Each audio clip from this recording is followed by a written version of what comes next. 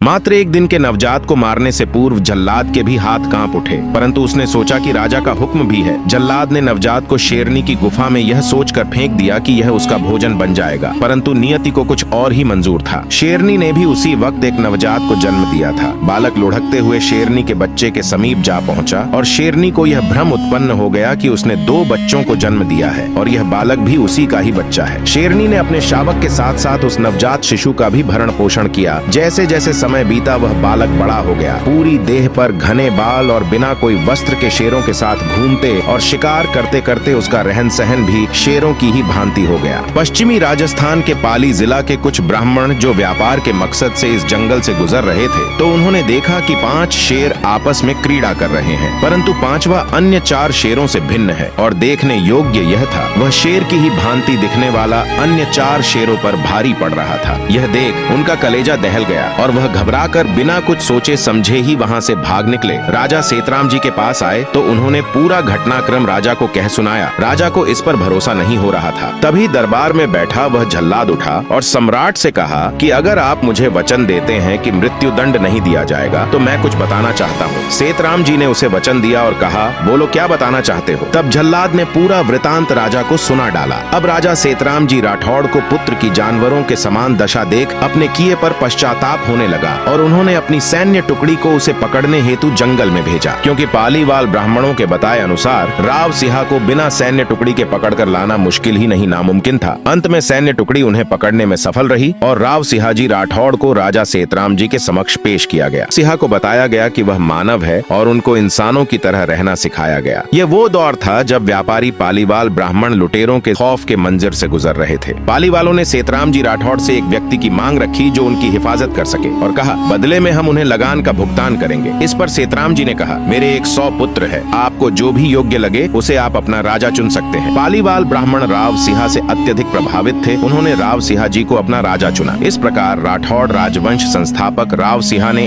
160 घुड़सवारों सहित राजस्थान की पावन धरती पर चरण रखे। बहादुर और प्रतापी योद्धा ने लेखक कर्नल जेम्स टॉड के अनुसार 1268 ईस्वी में राजस्थान में स्वतंत्र राठौड़ राजवंश की नींव रखी। पाली में आते ही लुटेरों का भयंकर नरसंहार किया और पाली की धरा को लुटेरों के आतंक से सदा सदा के लिए मुक्त कर दिया। एक बार राव सिंहा गौरक्षार्थ अकेले ही एक सैनिक टुकड़ी पर टूट पड़े और इस जंग में गौ माता के लिए बलिदान दे दिया। ऐसे महापुरुष के लिए कमेंट में जय राव सिंहा जी जरूर लिखें। इस कथा के प्राचीन हस्त निर्मित चित्र आज भी जोधपुर के मेहरान किला या मेहरानगढ़ दुर्ग में मौजूद है। रुडयार्ड किपलिंग नामक मशहूर ब्रिटिश लेखक यहाँ आए और इस चित्रकला को देखा तो लोगों से इसकी पूरी जानकारी प्राप्त करके इससे प्रेरित होकर एक पुस्तक लिखी जिसको द जंगल बुक के नाम से जानते हैं। रुडयार्ड किपलिंग को इस पुस्तक ने साहित्य का नोबेल पुरस्कार भी दिलवाया था। हाल ही में इस पर एक फिल्म बनी जो सुपर डुपर हिट रही। मलाल तो हमें इस बात का है, वर्तमान में हमारे गौरवशाली इतिहास से प्रभावित होकर गौरे तक फिल्में बना रहे हैं और लोग अनाप शनाप रुपयों में टिकट प्राप्त करके देखने जाते हैं। लेकिन जब हम जैसे देश और इतिहास प्रेमी क्रिएटर वीडियो बनाते हैं तो कमेंट बॉक्स में अपने ही वतन के बंधुओं द्वारा मजाक बनाया जाता है। से ही रोचक वीडियो आप तक पहुंचते रहे। इस हेतु हमारे चैनल को सब्सक्राइब करके हमें समर्थन जरूर करें। आपके लाइक और सब्सक्राइब से ही हमें वीडियो बनाने की ऊर्जा और हौसला मिलता है।